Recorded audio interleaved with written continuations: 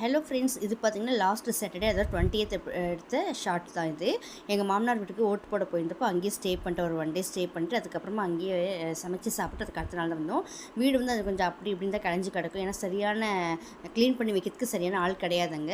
So அதனால் அப்படி இப்படி தான் இருக்கும், அட்ஜஸ்ட் பண்ணிக்கோங்க. அப்புறம் பார்த்தீங்கன்னா நான் வந்து எப்பவுமே அங்கே போய் அதே அங்கே இருக்க ஸ்டவ்வில் செஞ்சு சாப்பிடுவேன்.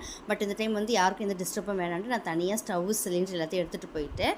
ஸோ என்ன சொல்கிறது, ஒரு தண்ணி ஒரு திருப்தியாக இருந்தது. இந்த மாதிரி தனியாக இப்படி செஞ்சு சாப்பிட்றதில்ல.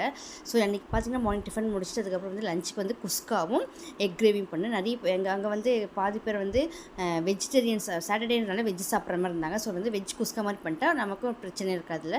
ஸோ அதனால் வெஜ் குஸ்கா பண்ணிட்டு எக் கிரேவி பண்ணிட்டேன். அது எனக்கு சூப்பராக வெஜ் குஸ்கா வேறு லெவலில் வந்ததுங்க. செம்ம டேஸ்ட் இருந்தது. தண்ணி என்னன்னு தெரியல, வேறு லெவல் டேஸ்ட்டாக இருந்தது. எக் குஸ்காவும் எக் கிரேவியும் சூப்பராக இருந்தது.